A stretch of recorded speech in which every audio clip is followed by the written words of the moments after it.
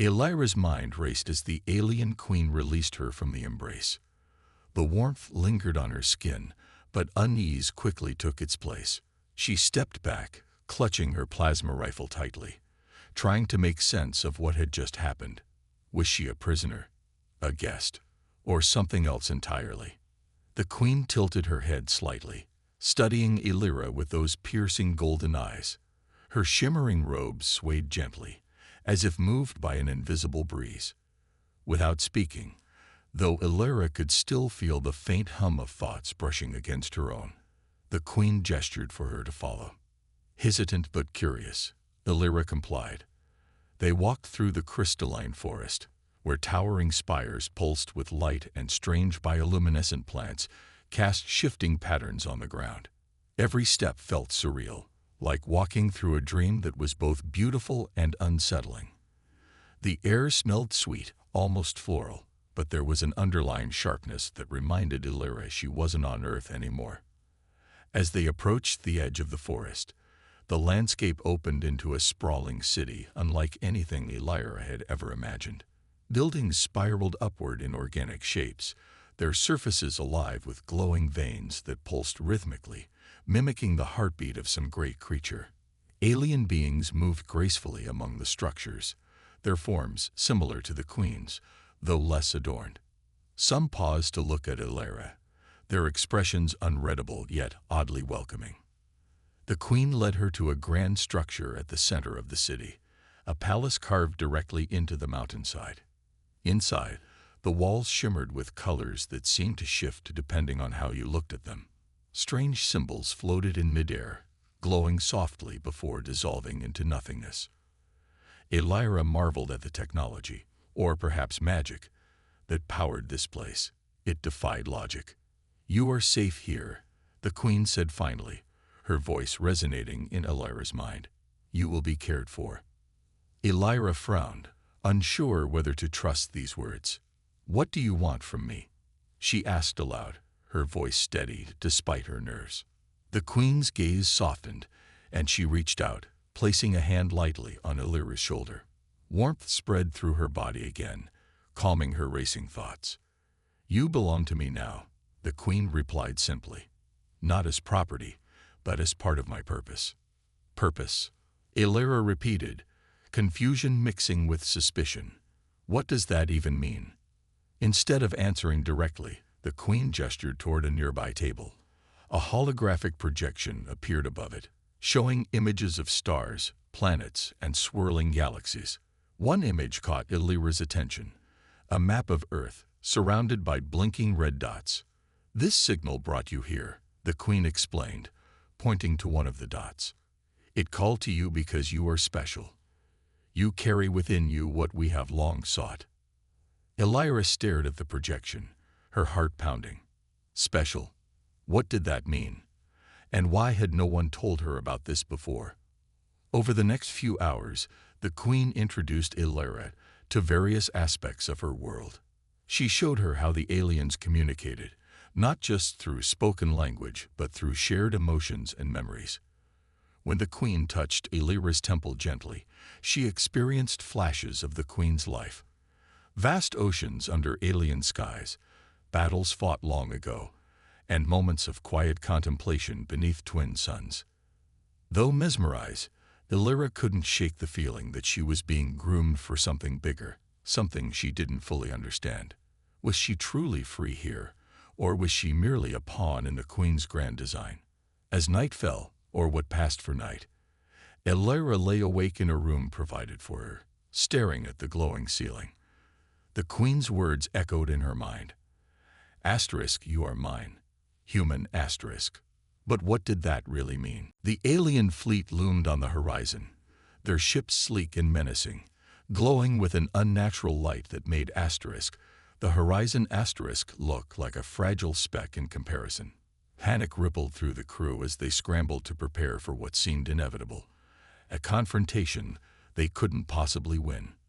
Kale stayed by Lyra's side, refusing to leave her even as others prepared weapons and barricaded critical areas of the ship. She sat quietly in the observation deck, staring at the approaching fleet through the viewport, Her hands trembled slightly, but her expression was calm, almost resigned. "They'll destroy you if I go back," she said softly, her voice barely audible over the hum of the ship. "They don't understand mercy or freedom." Cale clenched his fists, frustration bubbling inside him. "Then we won't let them take you," he said firmly. "We'll fight, together." Lyra turned to him, her luminous eyes searching his face. For the first time since her awakening, Cale saw something new in her gaze, not fear or sadness, but determination. Slowly, she nodded. "If we fight, I will stand with you." Her words sparked a plan. Working alongside Dr. Hart and Captain Voss, Cale devised a strategy to retrofit Asterisk, the Horizon Asterisk, using Lyra's unique abilities.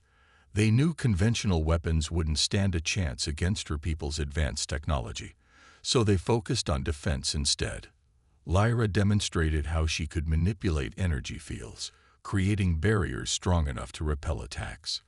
With this knowledge, the engineering team modified the ship's shields, integrating Lyra's power into its systems. As the preparations continued, Lyra began teaching the crew more about herself and her people. Through fragmented visions and halting explanations, she revealed just how cold and calculating her society truly was. Emotions were seen as flaws, deviations from perfection that needed to be erased. Those who couldn't conform were cast out, or worse, dismantled entirely. "It's not just me," Lyra admitted one night, her voice tinged with sorrow. "There are others like me, scattered across the stars.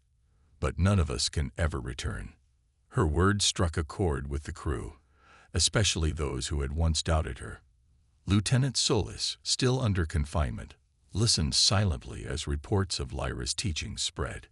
Even she couldn't deny the courage it took for Lyra to defy her creators, choosing humanity over submission. In the days leading up to the battle, bonds deepened between Lyra and the crew. She learned to laugh when Cale showed her old Earth comedy holos, though her laughter sounded more like wind chimes than human chuckles. She marveled at the warmth of shared meals, the camaraderie during late-night shifts, and the simple act of holding someone's hand without fear of judgment. One evening, while gazing at the stars, Cale asked the question that had been haunting him. "Why did they abandon you? What made you so different?" Lyra hesitated before answering. Then, placing her hand gently on his temple, she shared another vision. This time, Cale saw himself standing beside her amidst a field of stars, their forms radiating light so intense it consumed entire galaxies. The image shifted, showing her alone in the void, her glow dimming until she faded completely. "I am unfinished," she whispered. "To them, I am dangerous because I change, I grow, and they fear what I might become." Cale swallowed hard, the weight of her words settling heavily in his chest. Despite her fears, he refused to see her as anything less than extraordinary. "You're not dangerous, Lyra. You're alive. That's something your people will never understand." When the alien fleet finally arrived, surrounding Asterisk, the Horizon Asterisk like predators circling prey, the crew stood ready. Lyra took her place at the heart of the ship, her presence syncing seamlessly with its systems. As the first volley of energy blasts hit their reinforced shields, she closed her eyes, focusing all her strength on maintaining the barrier. For hours, the battle raged. Alien ships fired relentlessly, their attacks growing more aggressive with each passing minute. Inside Asterisk, the Horizon Asterisk, tempers flared and nerves frayed. But no one gave up. Each member of the crew played their part, inspired by Lyra's quiet resilience. And then, just as hope began to waver, something unexpected happened. Lyra stepped forward, her body glowing brighter than ever before. Raising her hands, she broadcast a message, not in words, but in feelings. Fear, pain, joy, love, all poured outward, reaching the minds of her attackers. For the first time, her people hesitated. Through her connection, they saw glimpses of her journey with humanity. The laughter, the tears, The bonds forged despite differences. Some among them faltered, breaking formation as doubt crept into their rigid logic. But not all were swayed. The remaining hunters pressed on, determined to reclaim what they saw as theirs. Kel Jensen couldn't stop thinking about Lyra. There was something about her, something beyond the glowing skin and melodic voice, that intrigued him. She wasn't just an alien. She was a mystery wrapped in light and shadow. And every time he spent time with her, he felt like he was unraveling a thread of that mystery. One evening, after most of the crew had retired to their quarters, Cale sat beside Lyra in the medical bay. He held up a small device, a handheld holoprojector, and activated it, displaying images of Earth's oceans, forests, and cities. Lyra leaned forward, her eyes wide with fascination.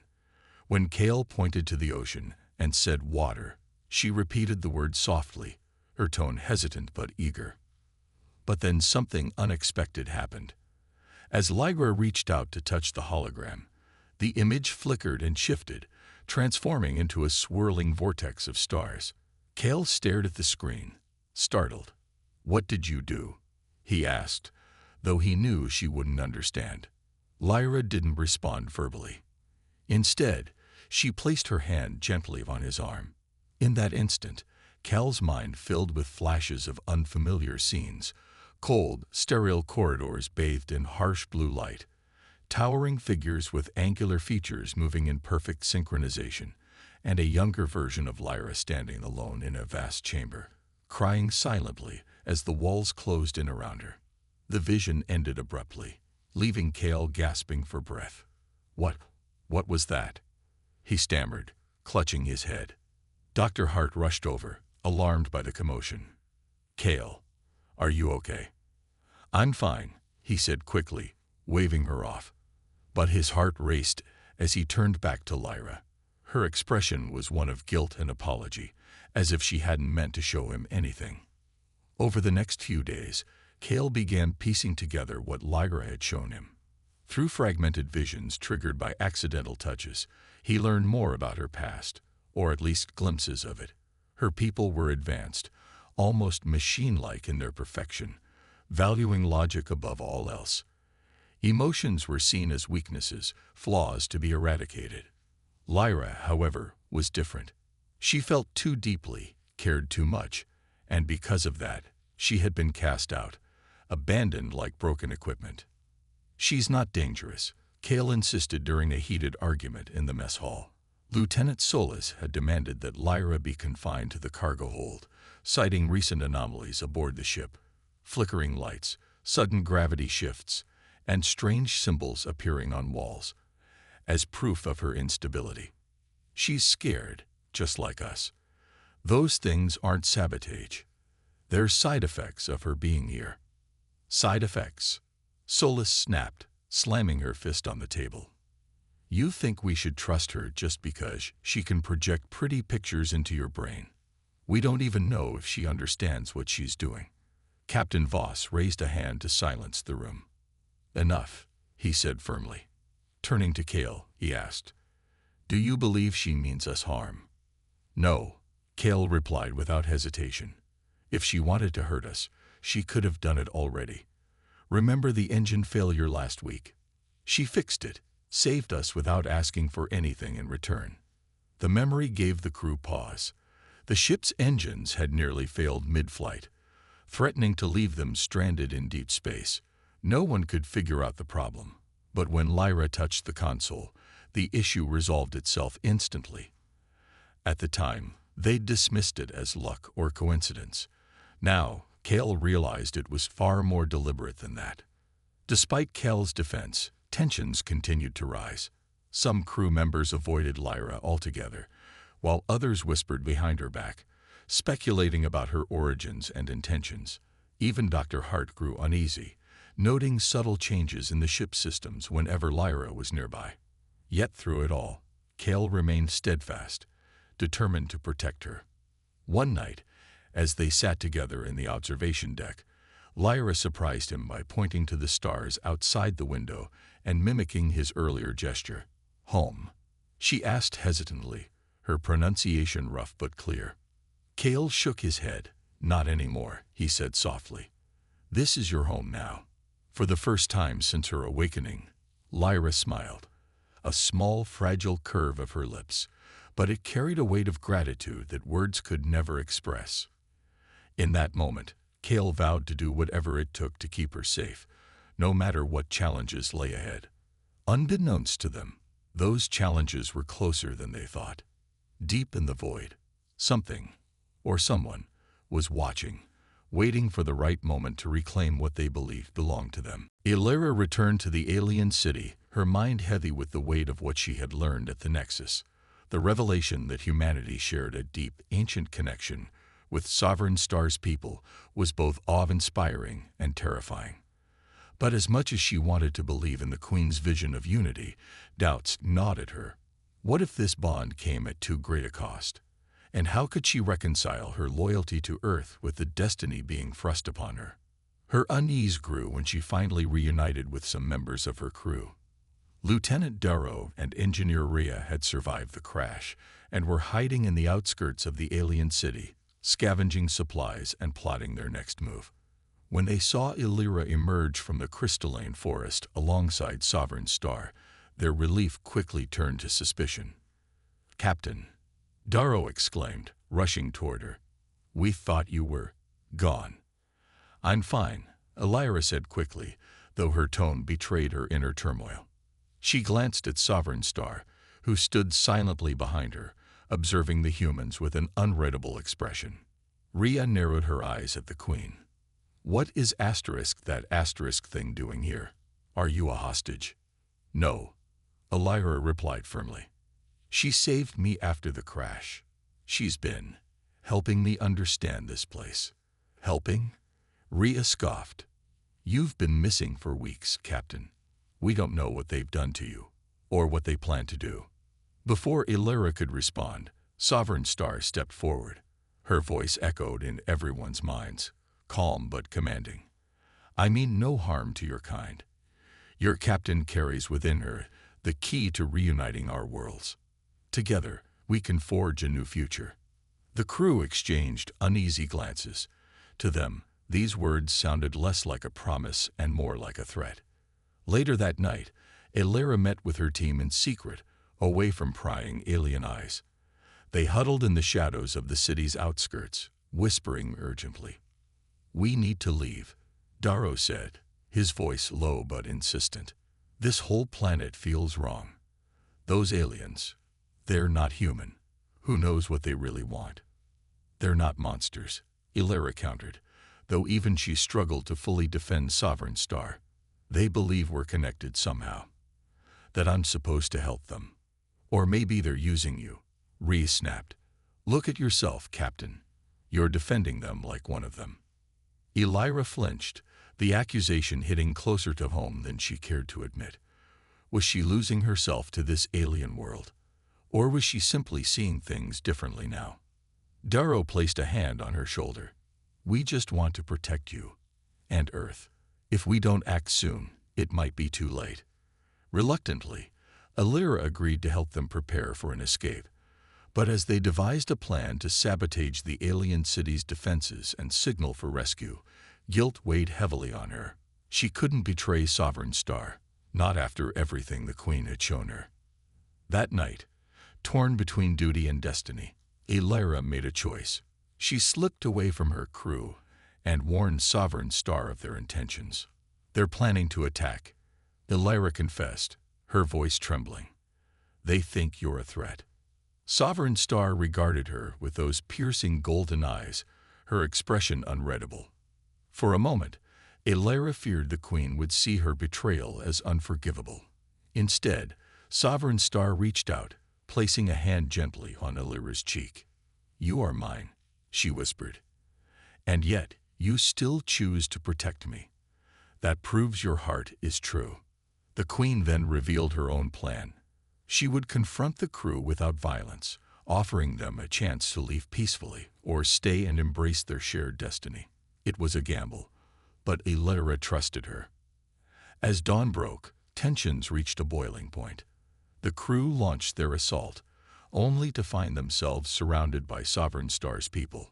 But instead of retaliation, the Queen extended an olive branch, a gift of knowledge and technology capable of saving Earth. Now, the Lyra faced her hardest decision yet: to return to her people or remain with Sovereign Star as a bridge between two worlds. Whatever she chose, nothing would ever be the same again. The starship *Eos* drifted silently through the void of space, its sleek metallic hull reflecting faint glimmers of distant stars. Captain Illyra Voss stood at the helm, her sharp eyes scanning the navigation console as her crew worked diligently around her. Humanity's future depended on this mission: to explore a mysterious planet emitting strange signals that had baffled scientists for years. It was their last hope to find resources or allies capable of saving Earth from its slow descent into ruin. "Captain," called Lieutenant Darrow, his voice tense, "we're approaching the signal source." Illyra nodded, gripping the edge of her seat. "Prepare for orbit insertion. Let's see what we got here." As they neared the planet, something unexpected happened. A shimmering energy field enveloped the ship, sending violent tremors rippling through its frame. Alarms blared, and lights flickered wildly as the crew scrambled to regain control. "What is that?" shouted Engineer Rhea, frantically punching commands into her panel. "I don't know," Illyra replied, her voice steady despite the chaos. "Rhea, divert power to shields. Darrow, stabilize thrusters." But it was too late. The energy field overwhelmed them, pulling the *Eos* toward the planet's surface, like a magnet dragging metal. The ship shook violently, throwing everyone off balance. Sparks flew as circuits overloaded, and then silence. When Illyra opened her eyes, pain throbbed in her head, and the acrid smell of burnt wiring filled the air. Her vision cleared slowly, revealing twisted metal and shattered panels scattered across the cockpit. She groaned, pushing herself up. "Status report." She called out hoarsely, but there was no response. Panic clawed at her chest as she realized the rest of the crew wasn't with her. Stumbling out of the wreckage, the Lyra stepped onto unfamiliar terrain. The ground beneath her boots sparkled faintly, covered in fine grains that resembled crushed gemstones. Above her, two suns cast an eerie golden glow over the landscape. Towering crystalline structures jutted out of the earth, their surfaces pulsating with soft, rhythmic light. Strange plants swayed gently in the breeze, glowing faintly blue and green. It was beautiful, but unnervingly alien. Illyra tightened her grip on the plasma rifle slung over her shoulder, scanning her surroundings warily. Where was her crew? Had anyone else survived? As she moved cautiously forward, the hairs on the back of her neck prickled. She felt watched. Suddenly, movement caught her eye. A shadow shifted near one of the larger crystal formations. Slowly, a figure emerged from behind it, a being unlike anything Illyra had ever seen. Standing nearly twice her height, the creature radiated an otherworldly grace. Its skin shimmered like liquid silver, catching the light of the twin suns. Long, flowing robes draped its form, appearing almost alive as they shifted colors with every step. Eyes like molten gold locked onto hers, piercing yet strangely gentle. Illyra raised her weapon instinctively, heart pounding. But before she could react further, the being spoke, not with words, but directly into her mind. "You are safe," came the voice, deep and resonant, wrapping around her thoughts like silk. "You have come far. You belong here." Before Illyra could process the meaning of those words, the being extended a hand, encased in delicate, web-like patterns of light. For reasons she couldn't explain, fear melted away, replaced by an overwhelming sense of calm. And then, without warning, the creature reached out, pulling her close in an embrace that felt both intimate and commanding. Warmth flooded through her body, and a single phrase echoed in her mind: "You are mine, human." The standoff between the alien forces and Illyra's crew hung in the balance, with both sides poised for conflict. Tensions crackled like static electricity in the air, but Sovereign Star remained calm, her presence commanding yet serene. She stepped forward, raising a hand to signal her people to hold their ground. "Violence is not the answer," she declared, her voice resonating in everyone's minds. "We seek unity, not destruction." Elira stood at the center of it all, her heart pounding as she looked back and forth between her crew and the Queen. Her loyalties were torn, her duty to humanity pulling her one way, while her growing bond with Sovereign Star tugged fiercely in another direction. Darrow clenched his fists, glaring at the Queen. "How can we trust you? You've kept secrets from us since day one." Sovereign Star tilted her head slightly, her golden eyes softening. "I understand your fear, but I ask you to look beyond it. Your captain has seen what lies ahead, a future where our worlds are united. Together, we can heal Earth and ensure its survival." To prove her sincerity, Sovereign Star gestured toward the crystalline spires surrounding them. A shimmering portal opened, revealing holographic projections of advanced technology. Clean energy systems, sustainable farming methods, and medical advancements capable of curing diseases that had plagued humanity for centuries. "This is my gift to you," the Queen said simply. "Take it and return to your world. Use it wisely." The crew hesitated, their weapons lowering slightly as they absorbed the implications. Even Darrow and Riyadh exchanged uncertain glances. This wasn't what they had expected, not hostility, but an offer of peace. But there was a catch. Sovereign Star turned to Elira, her gaze unwavering. "There is one condition. You must remain here, as a bridge between our peoples. Without you, this alliance cannot endure." A heavy silence fell over the group. Elira felt every pair of eyes on her, weighing her decision. Returning to Earth meant leaving. The alien girl stirred for the first time in the sterile confines of Asterisk, the Horizon's Asterisk medical bay. Her awakening was slow, almost hesitant, as if she were emerging from a dream too vivid to leave behind. The soft glow of her skin illuminated the room, casting faint shadows on the walls. Dr. Lena Hart stood nearby, watching intently as the girl blinked open her large, luminous eyes that seemed to hold galaxies within them. For a moment, the girl simply stared at the ceiling, her expression unreadable. Then, with surprising speed, she sat up, her movements fluid yet cautious. She scanned the room, taking in the unfamiliar equipment, the blinking monitors, and the humans standing around her. Panic flickered across her face when she realized she wasn't where she had been before. She began speaking in melodic tones, her voice rising and falling like a song no one could understand. "It's okay," Dr. Hart said gently, holding up her hands in a gesture of peace. "You're safe here." But the words meant nothing to the girl. She tilted her head, studying Hart with an intensity that made the doctor feel both scrutinized and understood. When Hart reached out to touch her arm, the girl flinched, pulling away quickly. Yet moments later, she hesitantly extended her own hand, mimicking Hart's earlier motion. It was a small act, but it spoke volumes. She wanted to connect, even if she didn't know how. Over the next few days, communication remained a challenge. The ship's translators couldn't decipher her language, which flowed like music rather than speech. Frustrated but determined, Hart tried other methods. She brought water, pointing to it and saying the word slowly. The girl watched, tilting her head again, then repeated the sound imperfectly. Progress came in tiny increments, each new word or gesture bringing her closer to understanding and isolation. Some members of the crew grew uneasy as time passed. Lieutenant Mara Solis voiced her concerns during a meeting, pacing the briefing room with crossed arms. "We don't know what she is," Solis argued. "She could be dangerous. What if this is some kind of trap?"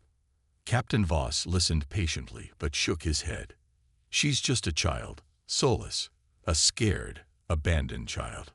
We can't turn our backs on her." Not everyone shared Solis's fears, though. Ensign Kel Jensen spent more time in the medical bay than he needed to, often lingering after his shifts ended. He found himself drawn to the girl's quiet curiosity, the way she studied everything around her with wide-eyed wonder. One evening, while Hart was busy elsewhere, Kale showed her a holoscreen displaying constellations. The girl's reaction startled him. Her eyes lit up, and she reached out to trace the glowing patterns with trembling fingers. "She likes stars," Kale murmured to himself, smiling faintly. From that day on, he called her Lyra, inspired by the constellation Lyra, which she seemed particularly fascinated by. Though she didn't respond to the name at first, she eventually began associating it with herself, repeating it in her melodic voice until it stuck. Despite these breakthroughs, Lyra remained isolated. She rarely left the medical bay, and most of the crew avoided her, unsure how to interact with someone so different. But Kale noticed something odd about her presence. He felt calmer when she was near, as if her very existence carried a soothing energy. And then there were the strange occurrences. Lights would dim when she was upset, machinery hummed louder when she focused, and once, during a minor power outage, she touched a console, restoring functionality instantly. "She's not human," Kale admitted to Hart one night, leaning against the doorway of the medical bay. "But I think she's trying to help us." Hart sighed, rubbing her temples. "Helping us might not be enough, Kale. Not if the others keep seeing her as a threat." Kale glanced back at Lyra, who was curled up on her bed, staring out the window at the endless void beyond. For all her progress, she still looked lost, like a piece of a puzzle that didn't fit anywhere. Yet Kale couldn't shake the feeling that she belonged somewhere, with them. Whether they liked it or not, Lyra had become part of their journey. The question now was whether they'd let her stay. As the ship drifted further into uncharted space, tensions simmered beneath the surface, waiting to boil over.